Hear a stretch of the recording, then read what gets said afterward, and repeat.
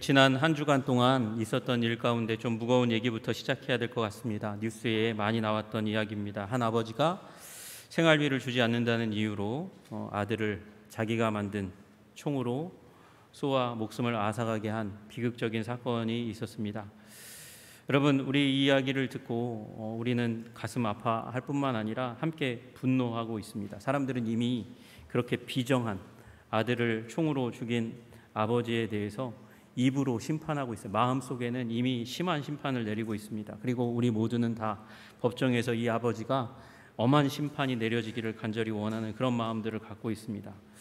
사람의 생명이 너무도 소중하잖아요. 그런데 하물며 그 아들의 생명을 빼앗는 아버지의 그 행동은 용서받기 어려운 정말 중죄입니다.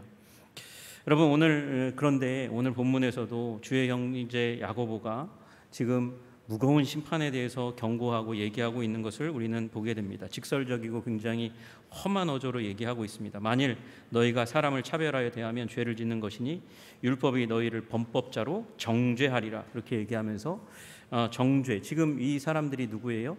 지금 야고보서 1장 1절에 보면 이 흩어져 있는 이스라엘 12지파라고 얘기하고 있거든요. 그러니까 믿는 자를 얘기하고 있는데 그들에게 범법자로 정죄하는 위험이 너희 앞에 펼쳐져 있다, 이렇게 얘기합니다. 누구든지 온 율법을 지키다가 그 하나를 범하면 모두 범한 자가 된다라고 얘기하고, 또 제가 읽었던 본문의 맨 마지막에는 긍휼 없는 심판이 있으리라, 그렇게까지 말씀하십니다. 죄, 정죄, 범법자, 심판, 이런 심한 말들을 하는 걸 보면 무슨 의도로 지금 야고보가 이런 얘기를 하고 있는 걸까 의심이 듭니다. 여러분, 왜 무거운 심판을 강조하는 걸까요? 겁주기 위해서요? 겁주어서 그냥 아무런 일도 없는데 겁주어서 그냥 이제 주목하게 만들려고 하는 것입니까? 그렇지 않습니다. 지금 이 야고보가 사랑하는 회중들이 결코 멸망에 이르지 않기를 경고하고 있는 것입니다. 그리고 멸망의 반대편, 생명의 자리로 나아가기를 위해서 지금 간절히 원하는 거죠. 이 얘기는 뭡니까? 지금 하나님의 교회 가운데 흩어져 있는 이스라엘의 12지파 가운데 멸망이 임할 만한 일이 있다고 얘기하는 것이죠. 여러분, 우리 한번 생각해 보셔야 돼요. 우리에게 심판이 있는가 없는가. 우리 가끔씩 목사님 말씀을 들으면서 믿는 자에게는 심판이 없어라는 얘기를 들으셨어요. 여러분, 맞습니다. 그렇게 쓰여져 있는 부분들이 있습니다. 그러나 명확하게 다시금 정리하셔야 합니다. 고린도후서 5장 12절에 그렇게 말씀하세요. 우리가 다 반드시 그리스도의 심판대 앞에 나타나게 되어, 우리라고 얘기하는 것, 우리가 다 반드시 그리스도의 심판대 앞에 나타나게 되어 할 때 우리는 고린도 성도들까지도 다 포함하는 것입니다. 그 성도들 다 심판대 앞에 나타나서 각각 선악간에 그 몸으로 행한 것을 따라 받으려 함이라. 몸으로 행한 것을 따라 선악간의 심판을 받게 될 것이다, 그렇게 말씀하세요. 여러분, 로마서 14장 10절에도 그렇게 말씀하십니다. 우리가 다 하나님의 심판대 앞에 서리라, 그렇게 말씀하시면서 심판은 피할 수 없는 것이라는 것을 말씀하십니다. 그러나 여러분, 이 심판을 뭐라고 부를 수 있냐면, 오늘 본문의 말을 빌린다면 긍휼 없는 심판이라고 얘기할 수 있을 것인데, 우리 믿는 자에게는 그러나 여러분, 긍휼 없는 심판이 아니라 긍휼 있는 심판으로 오게 될 줄로 믿습니다. 요한복음 5장 24절에 말씀하세요. 내 말을 듣고 또 나 보내신 이를 믿는 자는 영생을 얻었고 심판에 이르지 아니하나니 사망에서 생명으로 옮겼느니라. 심판대 앞에 서는데 그 심판은 멸망의 심판이 아니라 생명의 심판이고 긍휼이 있는 심판이고, 그 긍휼의 끝에 우리는 하나님의 칭찬과 그리고 상급과 면류관을 받게 될 것입니다. 그러므로 심판의 자리가 심판이 아닌 오히려 여기 우리 13절에 나와 있는 대로라면 자랑의 자리가 될 거라는 거예요. 여러분, 운동선수들이 경기하고 나면 골을 넣거나 아니면 우승하게 되면 뭘 하죠? 세리머니를 합니다. 자랑하는 거예요. 여러분, 우리도 마찬가지로 마지막 때에 우리 심판대 앞에 반드시 서게 될 것이지만, 하나님의 기준에 합하면 우리는 그 심판대 앞에서 주님께서 칭찬하시는 말씀을 듣고 면류관을 쓰고, 그리고 세리머니하는 그 기쁨을 자랑하는 일들이 일어나게 될 것입니다. 그러므로 여기에 있는 모든 분 단 한 분도 빠지지 않고 긍휼 없는 심판이 아니라 긍휼 있는 심판 가운데 임하시기를 주님의 이름으로 축복합니다. 여러분, 저는 지금 여러분에게 지금 쪽집게 과외 선생님으로 서 있는 기분으로 서 있는 거예요. 여러분, 시험이라는 그 무거운 과제가 학생들에게 주어집니다. 그리고 그 시험이 자신의 인생에 어떤 큰 영향력을 미칠 거라고 생각하면 그 시험은 무섭고 두려운 것이 될 수밖에 없습니다. 그런데 선생님을 잘 만났어요? 쪽집게 과외를 받았어요? 그래서 그 모든 출제 경향과 문제를 다 받았으면 그 아이는 그 시험은 떨리는 것이 아니죠. 이젠 더 이상 두려운 것이 아닙니다. 그걸 거치고 나서 그 앞에 나올 자신의 인생 가운데 있는 승리의 상장을 바라봐야 하는 것이죠. 여러분 모두가 오늘 야고보가 얘기하는 긍휼 있는 심판 가운데로 나아가게 하는 기준을 꽉 잡으셔가지고 여러분 주님 앞에서 주님이 주시는 상 받으시고 우리 최후의 운명 가운데 자랑으로 넘치는 인생, 세리머니로 넘치는 인생 되시기를 주님의 이름으로 축복합니다. 여러분, 그 야고보가 독자들에게 제시하고 있는 승리의 기준이 무엇입니까? 여러분, 그거 먼저 얘기하고 갈게요. 첫 번째는요, 차별 없는 사랑이에요. 8절과 9절에 나와 있는 차별 없는 사랑입니다. 두 번째는 긍휼을 행하는 삶입니다. 여러분, 이 차별 없는 사랑과 긍휼을 행하는 삶을 가지시는 저와 여러분 다 되시기를 주님의 이름으로 축복합니다. 먼저 이 사도 야고보는 먼저 얘기를 뭘로 시작하냐면 너무나 우리가 잘 알고 있는 말씀으로 시작합니다. 8절에 너희가 만일 성경에 기록된 대로 내 이웃 사랑하기를 내 몸과 같이 하라 하신 최고의 법을 지키면 잘하는 것이거니와 라고 말씀하고 있습니다. 여러분, 여기 최고의 법을 얘기하고 있어요. 최고의 법은 법 중에 왕을 얘기하는 겁니다. 법이 많잖아요. 그 법 중에서 최고의 왕이 되는 법을 얘기하는 것입니다. 법 중에 최고의 법, 그걸 이 최고의 법, 최고의 으뜸 가는 법을 얘기합니다. 우리나라 법 체계로 따지면 헌법 얘기하는 거죠. 헌법. 여러분, 헌법이 있고 그 밑에 하위법들이 여러 개가 있습니다. 여러분, 그런데 하위법 가운데서 아무리 조문이 훌륭하고 의도가 순수하고 그리고 그것이 많은 사람들에게 유익을 끼친다 해도 무엇에 위배되면요? 헌법에 위배되면 헌법 소원을 낼 수밖에 없습니다. 이게 헌법에 위반된 겁니다. 소원을 내서 헌법에 위배된 것이라면 그거 아무리 훌륭해도 다 뜯어 고쳐야 되는 거예요. 여러분, 그 법에 해당하는 것이 우리나라의 헌법이고 하나님 나라 법으로는 지금 말씀하시는 이웃사랑의 법이라는 사실을 우리 기억해야 됩니다. 아니 목사님, 그러나 예수님께서 하나님 사랑하고 그 다음에 이웃사랑하라고 말씀하셨는데 왜 여기는 이웃사랑만 딱 나오고 그게 최고의 법이라고 헌법같이 우리에게 주어지는 것이라고 말씀하세요? 여러분, 이 야고보가 잘못 쓴 것이 아니고 여러분, 이 말씀은 우린 또 지난주에 보았던 요한 사도의 말씀 가운데서 끌어와서 그 법을 해석할 수 있어요. 보는 바 그 형제를 사랑하지 아니하는 자는 보지 못하는 바 하나님을 사랑할 수 없느니라. 보이지 않는 하나님을 어떻게 사랑합니까? 보이는 형제와 자매를 사랑함으로 말미암아 하나님 사랑을 증거하고 증명하라고 말씀하시는 것이죠. 여러분, 그러므로 여러분 여기 나와 있는 이웃 사랑으로 우리는 하나님 사랑과 이웃 사랑을 동시에 한꺼번에 표현할 수 있게 되는 줄로 믿으시기를 주님의 이름으로 축복합니다. 그런데 이 최고의 법을 얘기하고 난 다음에 당연히 너희가 최고의 법을 잘 알고 깨닫고 그리고 준행하는 공동체로 부름받았다는 것을 알고 살지만 이 문제가 상존하는 난 너희는 긍휼 없는 심판 가운데 들어갈 수 있어 라고 지금 야고보는 얘기하고 있어요. 그 긍휼 없는 심판 가운데 들어가는 그 이유가 뭐냐? 9절에 있습니다. 만일 너희가 사람을 차별하여 대하면 죄를 짓는 것이니 율법이 너희를 범법자로 정죄하리라. 그렇게 말씀하세요. 여러분, 차별이라는 단어를 모르는 분 없을 거예요. 편견을 가지고 누군가를 편애하고 불공평한 대우를 행하는 것, 그것이 차별입니다. 여러분, 보통 이 차별 안에는 한 번의 눈에 의해서 여러분 그 사람을 오랫동안 보고 나서 그 사람이 어떤 사람인지 그건 판단이라고 평가라고 얘기하는 것입니다. 그런데 첫눈에 딱 보고 그 사람을 내가 가까이 하지 말아야 될 사람, 내가 무시해도 되는 사람이라고 표현하고 행동하는 것, 그것을 차별이라고 이야기하는 것이죠. 여러분, 이 차별에 대한 예가 앞에 나와 있어요. 사실 오늘 읽어야 되는 본문 앞에 있습니다. 옷을 잘 입고 온 사람은 환영합니다. 버선발로 나가서 환대하고 그를 끌어다가 여기에 앉으십시오 그러면서 앉을 자리를 내어주는 그런 일들을 하는데, 남루한 모습을 하고 있는 사람이 오면 그 사람들어 뭐라고 얘기하냐면 여기에 서 있거나 아니면 내 발등상 아래에 앉아라, 그렇게 얘기한다는 거예요. 여러분, 옆에 불편하게 만드는 거죠. 여기 서 있어. 얼마나 불편하겠습니까? 계속해서 뒤에 서 있고, 졸리지 않는 이상 뒤에 서 있는 그 자리만을 허락하는 그 불편함, 차별을 겪으라고 얘기하는 거죠. 또 하나, 발등상에 앉으라. 그러니까 너는 내 아래에 있는 사람이야, 무시해도 되는 사람이야, 그 자리에는 앉아. 그렇게 얘기하는 차별을 행하는 사람은 범법자가 된다, 그렇게 말씀하시는 것이죠. 여러분, 우리 지난 주간에 제가 한 목사님과 만나서 교제를 했어요. 근데 목사님이 한 아픈 얘기를 하더라고요.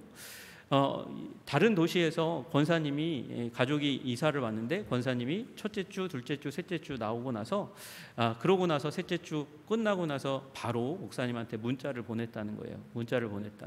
그 문자의 내용이 뭐냐 하니까, 권사님이 신앙이 그래도 좋은 분이어가지고 와가지고 좋은 교회 발견했다, 목사님 말씀이 은혜롭다, 인터넷 보고 그러고 나와서 앞자리에 앉았는데, 앞자리에 앉은 누군가가 여기 내 자리인데 여기 왜 앉아요? 그러면서 싸울 듯이 말씀하셨다는 거예요. 그 다음 주에 중간에 와서 앉았는데 똑같은 일이 일어났고, 셋째 주에 맨 뒤에 갔는데 똑같은 일이 일어났어요. 그래서 나는 이 교회에서 내가 앉을 자리를 발견할 수가 없습니다. 그래서 나는 이 교회에 정착할 수가 없을 것 같아요. 그렇게 목사님 말씀하고 떠났다는 거예요. 바람과 함께 사라졌습니다. 여러분, 그것이 차별과 같은 것이죠. 내 앉은 자리도 포기하지 못하면서 어떻게 우리는 예수 그리스도의 사랑과 은혜로 구원받은 사람이라고 얘기할 수 있겠습니까? 여러분, 오늘 본문은 뭐라고 얘기하냐면, 이렇게 차별하는 사랑이라고 이름하지만 차별을 가지고 어떤 사람은 굉장히 사랑을 표현하고 어떤 사람은 사랑이라고 표현하지도 못하는 그런 행동을 하는 그 가운데 있으면 무슨 일인가? 여러분, 이건 뒤에 무슨 얘기하는 거예요? 10절과 11절 무슨 말씀하는 겁니까? 살인죄와 너희들 살인죄 굉장히 심각하게 생각하지, 간음이라는 죄 너무 심각하게 생각하잖아. 그것과 다른 게 아니야 라고 말씀하시는 것이죠. 여러분, 그러므로 우리의 사랑 가운데 차별의 사랑이 있는지, 누군가는 구분해서 나랑 가까이 하지 않아도 되는 사람이라고, 내가 멀리할 사람이라고, 나와는 상종할 사람이 아니라고 평가하고 선을 긋고 담을 긋는 일은 있지 않은지 살펴보시는 저와 여러분들 되셨으면 좋겠습니다. 여러분, 사실 이것이 기독교를 기독교되게 하는 것이고요, 시대를 변화시키는 능력이 된다는 사실 우리 기억하셔야 됩니다. 마하트마 간디 얘기를 예전에 한번 말씀드린 적이 있어요. 성경을 읽었어요. 성경 읽어보니까 거기에 해답이 있는 것 같아요. 무엇에 대한 해답? 인도의 카스트 제도, 사람들을 등급으로 나누고 차별하는 그 카스트 제도를 무너뜨릴 수 있는 해답이 있는 것 같아서 교회를 찾아갔어요. 교회를 찾아갔는데 그 영국 교회의 앞에 지키고 있는 안내위원 여러분들이 간디에게 자리를 주지 않는 거예요. 앉을 자리를 주지 않았어요. 그러면서 냉대하면서 너는 네 민족의 사람들과 가서 그들과 따로 예배드려라, 그렇게 얘기하면서 냉담하게 돌려보냈습니다. 예배할 시간을, 예배할 자리를 마련해 주지 않았어요. 그때 간디가 그 예배당을 나오면서 결국 이렇게 얘기했습니다.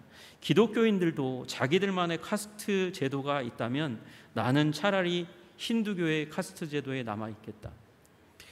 여러분, 만약에 간디가 그 교회 가운데 가서 차별 없는 사랑을 맛보았다면 우리는 어쩌면 간디 뒤에 목사라는 말을 붙일 수 있는 그런 시대를 만났을지도 모릅니다. 여러분, 그러나 그 일로 인해서 간디는 계속해서 기독교에서 멀어졌고 기독교를 비난하는 힌두교의 수장으로 계속해서 남아 있었어요. 여러분, 교회의 은연중에 지역차별, 우리나라는 인종차별은 별로 없으니까 인종차별, 지역차별, 계층차별, 양성차별이 있어요. 여러분, 그런 차별을 벗어나서 모든 영혼을 사랑할 수 있는 품이 넓은 저와 여러분이 되시기를 주님의 이름으로 축복합니다. 1950년대 그랬어요. 50년대 미국이 이런 일이 너무나 심각했습니다. 그래가지고 예배당 중간쯤에 줄을 쫙 쳐놓고 그 앞쪽은 백인들이 앉고 그 뒤로는 흑인들이 앉게 하는 일이 그나마 있었습니다. 아예 어떤 교회는, 백인들의 교회는 흑인들이 앉을 자리도 마련해 주지 않았습니다. 그건 예배당만의 문제가 아니었습니다. 버스도 마찬가지였어요. 마틴 루터 킹이 55년에 이제 흑인 인권 운동을 시작했던 이유가 아주 피곤해졌던 흑인이 백인이 앉아야 될 자리에 앉았다고, 그래서 이제 차별을 당해서 그로 말미암아서 이제 인권 운동이 일어났잖아요. 55년입니다. 그런데 그 전에 52년에 이미 예배당 가운데서 새로운 변화를 만들어내려고 했던 목사님이 있었어요. 미시시피 잭슨이라는 곳에서 대형 전도 집회가 인도되었습니다. 그 집회 가운데서 남부니까, 미국의 남부니까 집회장 관리인은 백인과 흑인 회중 사이에 분리용 밧줄을 쳐놓았습니다. 빨간 줄을 쳤어요. 그래서 이 선을 흑인은 결코 넘어오면 안 된다라고 그렇게 표기해 놓았습니다.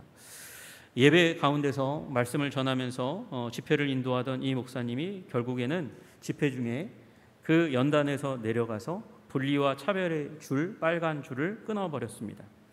그리고 같이 예배 드리자고 그렇게 권면했습니다. 그는 그렇게 얘기했어요. 인종 문제의 유일한 해법은 모든 인종이 모두가 예수 그리스도를 인격적으로 만나는 것, 그것으로 해결되는 것이지, 이렇게 차별하고 권리를 주장하고 권리를 내가 누려야 될 권리를 누리지 못한다고 그렇게 화를 내는 것으로 해결되지 않는다고 이야기한 것이죠. 어쩌면 그의 이 일관된 그 행동 하나하나가 그의 열정적인 복음 전도와 더불어서 미국 사회에서 영향력을 끼치고 지금까지도 소천했지만 지금까지도 그의 이름을 잊지 않는지 모르겠습니다. 그의 이름은 빌리 그레함입니다. 빌리 그레함 목사님이 자주 얘기했어요. 죄를 깨닫게 하시는 것은 성령님의 역할이고 하나님 아버지의 역할은 심판하는 것이나 나의 역할은 오직 사랑하는 것뿐이다. 여러분, 우리 모두가 차별 없는 사랑 가운데 들어가시기를 주님의 이름으로 축복합니다. 그러면 그 차별 없는 사랑이 심판날에 우리를 하나님 앞에서 무죄한 자라고 증거하는 증거물이 될 줄로 믿습니다. 여러분, 또 하나 우리가 긍휼 없는 심판 가운데 처하지 않도록 하시는 하나님의 은혜는 다름 아니라 긍휼입니다. 긍휼을 행하는 것이에요. 여러분, 우리 오늘 본문의 12절 13절 보십시오. 12절에 너희는 자유의 율법대로 심판받을 자처럼 말도 하고 행하기도 하라. 그러면서 붙여서 긍휼을 행하지 아니하는 자에게는 긍휼 없는 심판이 있으리라. 반대말은 뭐예요? 긍휼을 행하는 자는 긍휼 있는 심판, 다시 얘기해서 하나님의 칭찬과 그리고 상급과 면류관이 있는 심판이 있으리라, 그렇게 말씀하시는 것이죠.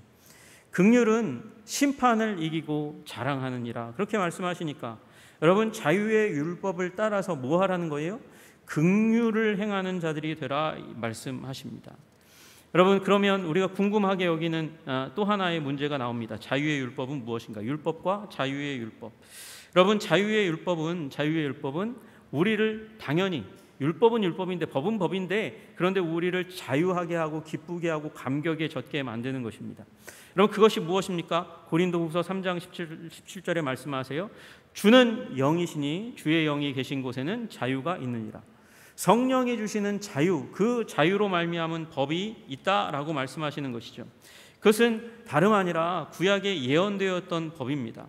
여러분, 우리 히브리서 8장 10절에 말씀하세요. 또 주께서 이르시되 그날 후에 내가 이스라엘 집과 맺을 언약은 이것이니. 그날 후에는 출애굽 때 얘기하는 거거든요. 출애굽 때 하나님께서 모세를 통해서 위대한 율법을 언약으로 맺게 해 주셨어요. 그런데 그날 후에, 먼 후에 내가 이스라엘 집과 맺을 언약은 이것이니 내 법을 그들의 생각에 두고 그들의 마음에 이것을 기록하리라. 생각에 두시고 마음에 기록하는 두 번째 율법이 오게 되겠다고 말씀하시는 것이죠. 나는 그들에게 하나님이 되고 그들은 내게 백성이 되리라. 여러분, 이 법이 머리와 가슴 가운데 새겨지면 하나님과 우리가, 하나님의 백성이 더욱더 친밀한 자리 가운데, 가까운 자리 가운데, 뗄래야 뗄 수 없는 자리 가운데 들어가게 될 것이라고 말씀하세요. 그래서 그것이 무엇인가 보니까 그것은 다름 아니라 예수 그리스도를 통해서 우리에게 주신 사랑의 법인 줄로 믿으시기를 주님의 이름으로 축복합니다. 여러분, 성령께서 우리들에게 가르쳐 주시는 준수해야 될 율법은 613가지 하나님의 율법 말씀을 머리에 넣고 달달달달 외우고 하나라도 지키면 안도감을 가지고, 그리고 하나라도 어기면 불안 가운데 떨도록 하는 것이 아니고, 하나님이 하나님을 사랑하고 이웃을 사랑하라 하시는 그 모세 이후에 예수 그리스도께서 우리에게 주신 성령으로 마음과 생각에 심어주신 그 사랑의 법인 줄로 믿으시기를 주님의 이름으로 축복합니다. 뭐 얘기하는 거예요? 복음 얘기하는 거예요. 복음 얘기하는 거예요.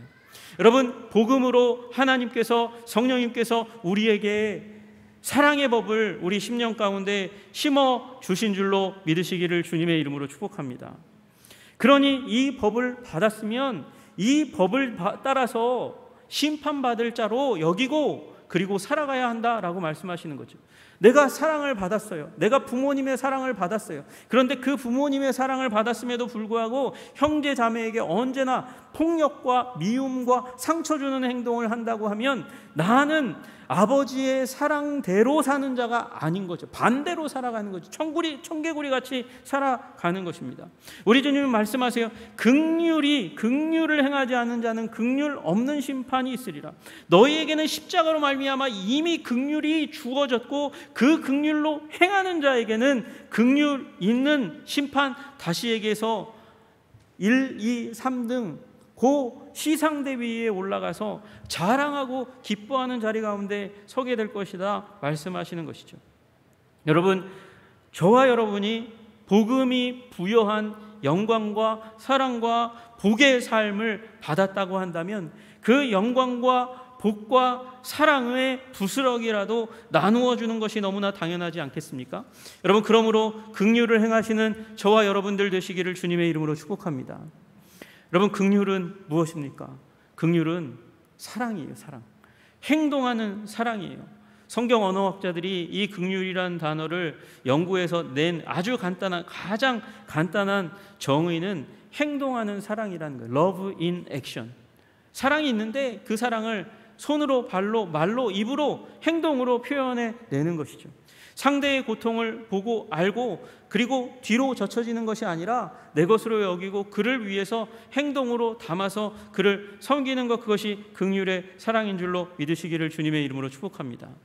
여러분, 유대인들은요, 이 긍휼이라는 단어를 딱 들으면 이 엘레오스라는 이 헬라어 단어를 들으면 무슨 단어를 구약에서 끄집어내냐면 헤세드를 끄집어냅니다. 왜냐하면 이 히브리어 성경을 번역한 70인역 가운데 여기 긍휼이라는 단어가 400회 정도 나오는데 대부분이 다 헤세드라는 단어를 번역한 거예요. 여러분, 헤세드는 뭡니까? 그것도 사랑이에요. 하나님이 사람을 사랑하시는 사랑, 거기에 헤세드가 집중적으로 드러나는데 그 헤세드의 사랑은 하나님이 말씀하시고 그 말씀하신 것을 반드시 행동으로 이루시는 사랑이에요. 여러분, 그러므로 이 엘레오스든지 헤세든지 이 긍휼이든지 우리의 사랑을 행동으로 표현하실 수 있는 은혜로운 하나님의 사람 되시기를 주님의 이름으로 축복합니다. 그러면 긍휼 있는 사랑을 여러분이 긍휼 있는 심판의 자리 가운데서 기뻐하고 자랑할 수 있을 것이에요. 여러분, 우리 이 야고보서의 가장 유명한 구절이 무엇입니까? 행함 없는 믿음은 죽은 믿음이잖아요. 그렇게 말씀하시잖아요. 그게 여러분 오늘 우리 읽었던 본문 바로 다음 부분에 나오는 거예요. 그러니까 여기 이 야고보서가 얘기하는 행함은 긍휼을 말하는 거예요. 사랑을 행동으로 드러내는 그런 일이 없으면 죽은 믿음이다라고 말씀하시는 것이죠. 여러분, 죽은 믿음이 아니라 산 믿음으로 살아가시는 저와 여러분들 되시기를 주님의 이름으로 축복합니다. 이 이야기를 아주 잘 드러내는 한 이야기가 있잖아요. 예수님께서 마태복음 25장에서 말씀하셨어요. 맨 마지막 날에 인자가 이제 오셔가지고 심판하실 때 양과 염소를 나누듯이 오른편에 양, 왼쪽에 염소를 두게 될 것입니다. 그런데 그 판결이 너무도 극명하게 다릅니다. 창세로부터 이 오른편에 있는 양들에게는 창세로부터 너희를 위하여 예비된 나라를 상속받으라 그러면서 천국으로 인도합니다. 그러나 반대편에 있는 자들에게는 마귀와 그 사자들을 위하여 예비된 영원한 불에 들어가라 그렇게 말씀하시죠. 이 둘 다 양과 같은 자들이나 염소 같은 자들이나 다 어리둥절했어요. 왜 우리가 천국 들어가지? 왜 우리가 지옥 가지? 그렇게 어리둥절하고 있을 때 예수님이 말씀하십니다. 내가 줄일 때에 너희가 먹을 것을 주었고 목마를 때 마시게 하였고 나그네 되었을 때 영접하였고 헐벗었을 때에 입혔고 병들었을 때에 돌보았고 옥에 갇혔을 때 와서 보았느니라. 아니, 언제 저희가요? 언제 저희가 임금께서 그렇게 줄이실 때 먹을 것을 주었고 목마를 때 마시게 했습니까? 그렇게 어리둥절해 했을 때 그때 줄인 자로, 목마른 자로, 나그네 된 자로, 헐벗은 자로, 병든 자로, 옥에 갇힌 자로 그렇게 우리 주위에 소외된 자들의 모습으로 그들 주위에 왔을 때, 그때에 그냥 아무 행동도 하지 않은 자들이 아니라 긍휼을 가지고 불쌍히 여기며 행동으로 옮긴 사람들, 그 사람들이 천국에 들어갈 자들이라고 말씀하세요. 여러분, 그러면 우리가 교회에서 배웠던 구원론과 약간 다른 것처럼 여겨져요. 아니, 믿으면 구원받는다면서요, 목사님. 그런데 긍휼을 행해야 받는다고요? 여러분, 우리가 받은 복음이 무엇입니까? 우리가 받은 복음은 우리 예수 그리스도의 십자가를 통해서 하나님 아버지께서 우리를 사랑하셨다는 복음입니다. 그 사랑하셨다는 복음을 믿는다면 어떻게 그 사랑의 조각도 다른 사람에게 편견 없는 사랑으로 나누어 주지 못하는 지경 가운데 있을 수 있냐고 묻고 계신 것이죠. 우리에게 묻고 계신 것입니다. 어떻게 그 큰 사랑을 받았음에도 불구하고 긍휼이 너의 삶 가운데 발동될 수 없는가를 말씀하시는 거죠. 여러분, 줄인 자, 목마른 자, 나그네 된 자, 헐벗은 자, 병든 자, 옥에 갇힌 자들은 다 우리가 어울리지 않는 사람들일 수 있어요. 섞일 만한 가치가 없는 사람일 수 있고 사귈 만한 이웃이 아닐 수 있습니다. 그러나 우리 주님께서는 그들을 향해서 긍휼로 나아가라고 말씀하세요. 여러분, 편견 없는 사랑, 긍휼의 사랑으로, 행동이 있는 사랑으로 우리 이웃들을 대하실 수 있는 저와 여러분들 되시기를 주님의 이름으로 축복합니다. 그러면 더 이상 심판은 우리에게 심각한 것이 아닙니다. 우리가 기다리고 열망하고 바라보는, 우리의 우승을 자랑할 수 있는 그런 우리의 놀라운 무대가 될 줄로 믿으시기를 주님의 이름으로 축복합니다. 그러므로 오늘도 차별 없는 사랑이 내 안에 자리 잡기를, 긍휼이 넘치는 삶을 살아가는 자들이 될 수 있기를 소원하여 우리 한성의 백성 단 한 사람도 심판대 앞에서 자랑이 없는 자 되지 않기를 주님의 이름으로 축복합니다. 기도하겠습니다. 하나님 아버지, 오늘 주님께서 야고보 사도를 통해서 말씀하시는 대로 하나님, 긍휼이 있는 심판의 자리, 자랑하며 기뻐하며 아버지 환희 가운데 설 수 있는 우리들이 다 될 수 있도록 주님, 우리를 붙들어 주시고 인도하여 주시옵소서. 주님, 우리로 차별 없는 사랑, 긍휼, 행동이 있는 사랑으로 살아가는 주의 백성들 되게 하여 주옵소서. 예수님 이름 받들어 기도드리옵나이다. 아멘.